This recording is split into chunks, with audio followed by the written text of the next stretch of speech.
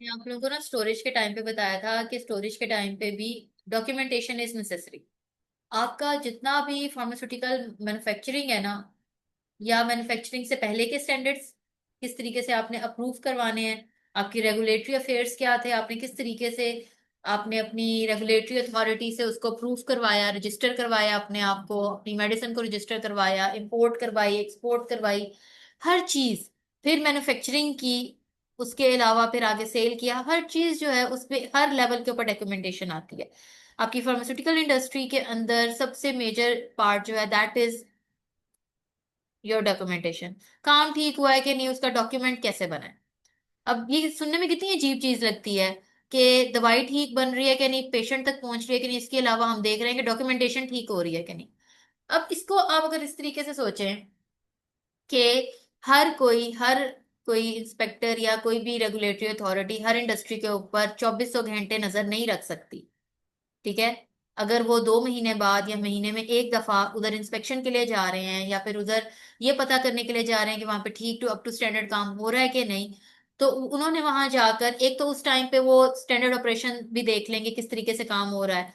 दूसरा जो है, जो पिछले दिनों में जिस दिनों में वो नहीं गए उन दिनों में काम ठीक से हुआ है कि नहीं, उसके लिए वो क्या देखते हैं, डॉक्यूमेंटेशन। हर स्टेप पे डॉक्यूमेंटेशन होती है, हर स्टेप के ऊपर। मेडिसिन आई, जिसने रिसीव की, कितनी रिसीव की, डॉक्यूमेंटेशन। फिर किसने आके सैंपल लिया, किसने सैंपल को सुपरवाइज किया, डॉक्यूमेंटेशन। सैंपल कब गया, किसने काम किया। अच्छा, इसमें ना बंदों के नाम भी होते हैं, पर्सोनल्स के नेम भी आते हैं, किसने रिसीव किया उस बंदे का नाम भी है। ठीक है।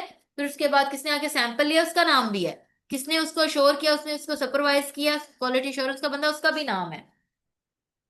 तो ये सारी चीजें करते करते जो है फाइनल स्टेप तक, जब तक आपकी मेडिसिन बाहर नहीं निकल जाती तब तक क्वालिटी कंट्रोल और क्वालिटी एश्योरेंस के स्टैंडर्ड फॉलो करते करते साथ साथ डॉक्यूमेंटेशन भी होती रहती है।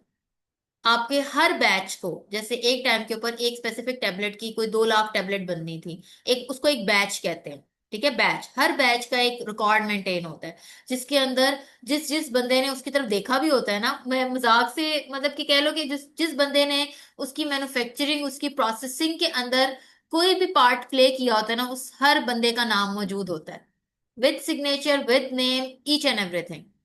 अब इसका फायदा क्या होता है, कल को ट्रेसेबिलिटी जो है ना वो इजी हो जाती है। खुदा ना खास्ता कोई भी मुश्किल आ जाए, कोई मसला आ जाए, कहते हैं मिक्सिंग नहीं ठीक हुई थी, हम लोग ट्रेस कर सकते हैं कि मिक्सिंग किसने सुपरवाइज की थी और किसने कराई थी, कौन बंदा था, किसकी गलती है, ट्रेसेबिलिटी आ जाती है। कोई भी इशू बीच में क्रिएट होता है या कोई भी चीज है, हम लोग ट्रेस कर सकते हैं। हालांकि इशू के लिए नहीं ट्रेस होता, किसी भी वजह से ट्रेस कर रहे हैं हम लोग, क्या आ जाता है, सारा काम सीधा हुआ है। सारा काम सीधा होने का मतलब क्या है, कि हर चीज डॉक्यूमेंटेड है। ठीक है। इसके अंदर जो है डॉक्यूमेंटेशन जो है वो फार्मास्यूटिकल कंपनीज के लिए बड़ी जरूरी है, क्योंकि लीगल लीगल लीगल रेगुलेशंस जो उन्होंने अपने आप को रेगुलेटरी अथॉरिटी से रजिस्टर कराना है, मेडिसिन रजिस्टर करानी है, प्रॉपर उसका जो है मेंटेनेंस करनी है, उसकी प्रोडक्ट रजिस्ट्रेशन, उसकी खुद की रजिस्ट्रेशन, और उसका मैन्युफैक्चरिंग प्रोसेस जो उसने रजिस्टर करवाना है, हर चीज के लिए डॉक्यूमेंटेशन जरूरी है। डॉक्यूमेंटेशन के बगैर काम नहीं है। क्यों वजह, क्योंकि डॉक्यूमेंटेशन में आप जो है स्पेसिफिकेशंस बताओगे, प्रोसीजर बताओगे, अपना इंपोर्टर बताओगे, अपने मशीनें बताओगे, अपना प्रोसेस बताओगे, अपने इवन के वो पर्सोनल्स बताओगे जिनके जिन्होंने काम करा। मैंने आपको बताया ना कि आप ये भी बताते हो पैकेजिंग के लिए इतने मिनिमम बंदे रिक्वायर्ड हैं, ये वाली मशीन यूज करेंगे, ये वाला प्रोसीजर करेंगे, इतनी देर के लिए करेंगे। हर चीज, ये चलो मैंने पैकेजिंग बोला है, वो तो आपके बैच साइज के हिसाब से होती है। मतलब कि लगा लो मिक्सिंग के लिए इतने बंदे रिक्वायर्ड हैं, ये मशीन होगी, इतने बंदे रिक्वायर्ड हैं, इतने बंदों की लेबर यूज होगी, इतना टाइम यूज होगा, इतनी देर के लिए इसने मूव होना है। ठीक है। हर चीज, regulations, specifications, ensure all personnel know what to do and when to do it. उन्होंने क्या काम करना है, कितना करना है और कब करना है।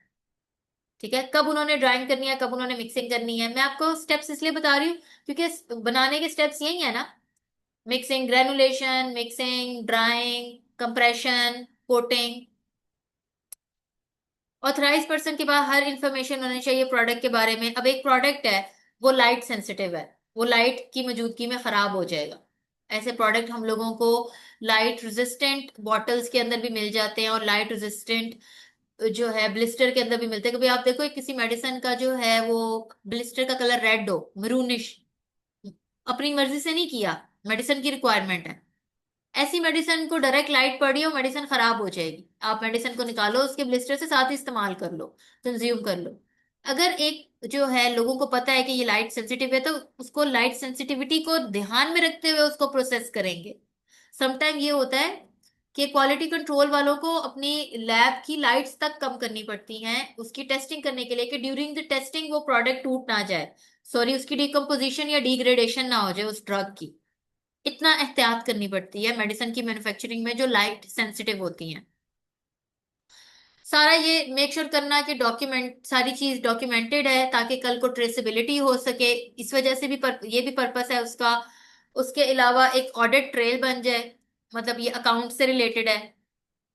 क्या कितना सरमाया बना, कितना आया, कितना गया, कितना सेल हुआ, कितना परचेज हुआ, हर चीज की एक ऑडिट रिपोर्ट बन जाए। कल को जो है टैक्स फाइल होना है, कल को सारे फाइनेंसेस देखने हैं, प्रॉफिट जनरेशन देखनी है हर चीज के लिए। उसके अलावा जो है ensure availability of the data for validation, review and statistical analysis. काम ठीक हो रहा है कि नहीं। अगर हम लोग फलानी स्टेप के ऊपर ये मशीन बदल दें, ठीक है, एक एग्जांपल दे रही हूँ। ड्राइंग जो है ये मशीन 20 मिनट में करती है। अगर मैं मशीन बदल दूं, 20 मिनट की वजह से मेरे 3 जो है वो मजदूर उधर लगे होते हैं, लेबर मेरी उधर लगी होती है, 20 मिनट में मेरी इतनी इलेक्ट्रिसिटी यूज हो रही है, और मेरा प्रोसीजर जो है वो लेट हो रहा है। मेरा टाइम, टाइम इज मनी ना, मेरी मनी, मनी लॉस हो रहा है। अगर मैं मशीन खरीद लूं डिफरेंट, जिसमें सिर्फ ड्राइंग 5 मिनट की हो, 5 स्टेटिस्टिकल एनालिसिस बता रही, 5 मिनट की ड्राइंग हो रही है, लेबर टाइम कम हो रहा है, पैसे भी कम लग रहे हैं, कॉस्ट भी कम आएगी, फायदा हो रहा है। ठीक है, ओवरऑल बेनिफिशियल है। ये एक एग्जांपल हो गई।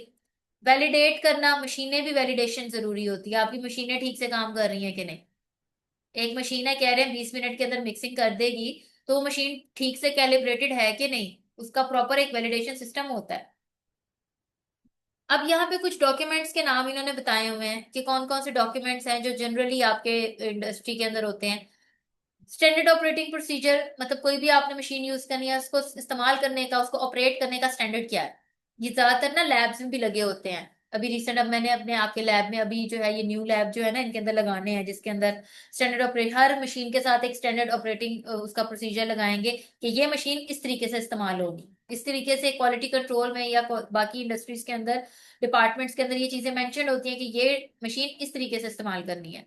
बैच मैन्युफैक्चरिंग रिकॉर्ड, बैच क्या होता है, मैंने आपको पता, एक टाइम पे जो प्रोडक्ट बन रही है, चाहे वो कितना 15,000 टैबलेट बननी है, बहुत कम बता रही हूँ मैं आपको, लाखों में बनती है, तो 15 लाख टैबलेट बननी है, तो जो एक अमाउंट है दैट इज द बैच। ठीक है, फर्ज करें इसको नंबर दे दिया 15A, उस बैच को नंबर दे दिया 15A, नंबर दे दिया। आपका बैच मैन्युफैक्चरिंग रिकॉर्ड बनता है, सबसे पहले उसका आता है मास्टर फार्मूला। ठीक है, कि आपके जो प्रोडक्ट है ना उसका फार्मूला क्या है, वो अप्रूव होता है सारे मैनेजर से, प्रोडक्शन मैनेजर से, क्वालिटी कंट्रोल मैनेजर से, क्वालिटी एश्योरेंस मैनेजर से, उसको अप्रूव किया जाता है। ठीक है, उसके बाद आपके मास्टर फॉर्मूला को अप्रूवल के बाद जो है ना फिर आपकी फाइल में लग जाता है। उसके बाद सबसे पहले वेयर हाउस में जाएगा, वेयर हाउस से सारा जो है वो सामान निकला, सिग्नेचर हुए वहां पे सारा, फिर आगे गया प्रोडक्शन के अंदर, प्रोडक्शन में जाके सिग्नेचर हुए, स्टेप बाय स्टेप टेस्टिंग हुई। ये सारी फाइलें, सारे डॉक्यूमेंटेशन उस स्पेसिफिक मेडिसिन के एक फाइल में लगते जाते हैं। That file is called batch manufacturing record. जब मेडिसिन बन गई, मार्केट आउट हो गई, फिर उस बैच मैन्युफैक्चरिंग रिकॉर्ड को संभाल देते हैं, क्योंकि आपकी मेडिसिन के ऊपर उसका बैच नंबर लिखा होता है। कल को वो मेडिसिन को खराब निकल आती है तो आप ट्रेस कर सकते हो, अपने बैच मैन्युफैक्चरिंग रिकॉर्ड खोलोगे उसका, और फिर हर जिस स्टेप के ऊपर मसला आया उस स्टेप पे देखोगे कि किस बंदे की निगरानी में ये काम हुआ था, किस बंदे ने या किस मशीन ने या किस चीज ने गलती की है। उसके बाद टेस्ट मेथड्स, ये क्वालिटी कंट्रोल जो है टेस्ट होते हैं, मैंने आपसे कहा कि in process quality control test होते हैं हर स्टेप पे।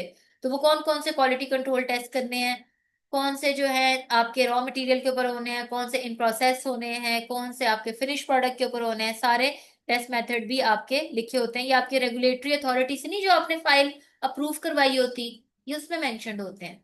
ये भी आपने करने होते हैं, हर फाइल के साथ इनके अप्रूवल, हर फाइल के साथ इनके सिग्नेचर लगते हैं।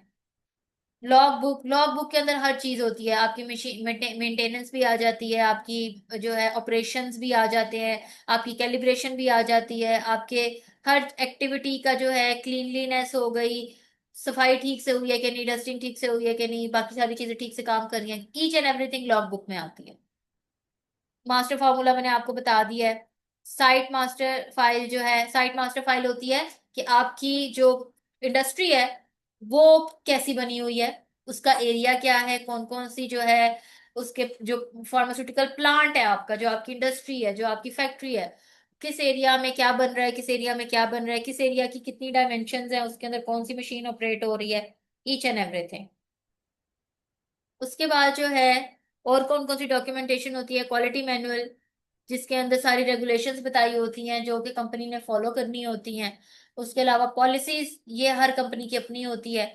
ये कुछ हमारे गुड मैन्युफैक्चरिंग प्रैक्टिसेस भी हैं, कुछ एथिकल गाइडलाइंस भी हैं, वो इम्प्लीमेंट की जाती हैं, उनको फॉलो करना होता है। एंड लास्ट में सर्टिफिकेट ऑफ एनालिसिस, इसको सीए भी कहते हैं। सर्टिफिकेट ऑफ एनालिसिस जो होता है ये हर चीज के साथ लगा होता है, हर इंग्रेडिएंट के साथ, मशीनों के साथ नहीं होता। सर्टिफिकेट ऑफ एनालिसिस जो होता है ये आपके लगा ले रॉ मटेरियल आया किसी कंपनी से, वो अपने साथ एक सर्टिफिकेट ऑफ एनालिसिस लेके आता है। इंडस्ट्री में कॉमनली से सीए रिपोर्ट कहते हैं। मतलब उसके अंदर सारे टेस्ट लिखे होते हैं, ये टेस्ट किया था इसका ये रिजल्ट आया था, ये टेस्ट किया था, वो कोई 10 15 20 जितने भी टेस्ट थे सबके रिजल्ट लिखे होते हैं। अब हम लोग उसके ऊपर नहीं डिपेंड कर सकते, हम अपना एक सर्टिफिकेट ऑफ एनालिसिस निकालते हैं और वो सारे टेस्ट दोबारा करते हैं। ठीक है, ये रॉ मटेरियल के ऊपर हो गया। उसके बाद जो है इसके हिसाब से हम बताते हैं कि जो आपका प्रोडक्ट है वो, जो आपके पास चीज आई है वो हमने एक्सेप्ट करनी है या रिजेक्ट करनी है। ठीक है, जो आपका सर्टिफिकेट ऑफ एनालिसिस है उसमें टेस्ट है, टेस्ट के आगे रेफरेंस लिखे हुए हैं कि अगर इतना है तो एक्सेप्ट करना है, इतना है तो रिजेक्ट करना है, फिर आप वो टेस्ट करोगे। अगर उस रेफरेंस वैल्यू के अंदर अंदर ही उसकी रिपोर्ट आ गई तो वो एक्सेप्ट हो जाएगा प्रोडक्ट, अगर नहीं तो वो रिजेक्ट हो जाएगा। ठीक है, तो ये भी एनालिसिस ही है, क्वांटिटेटिव क्वालिटेटिव एनालिसिस ही है।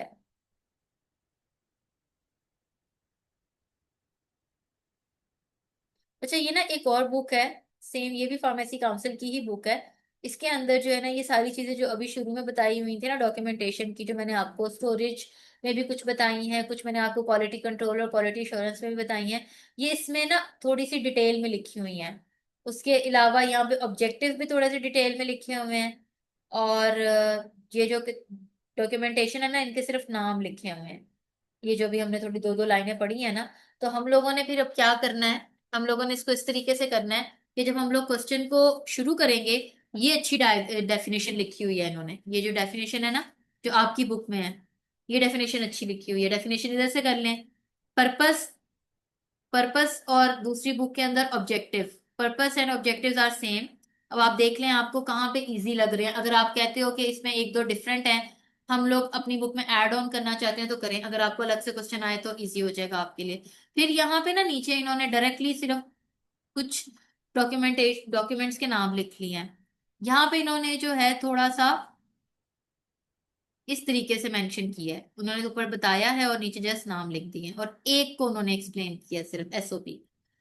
मेन चीज ये देखें, स्टार्टिंग इसकी जो है ना, स्टार्टिंग में इसका इंट्रोडक्शन ज्यादा है।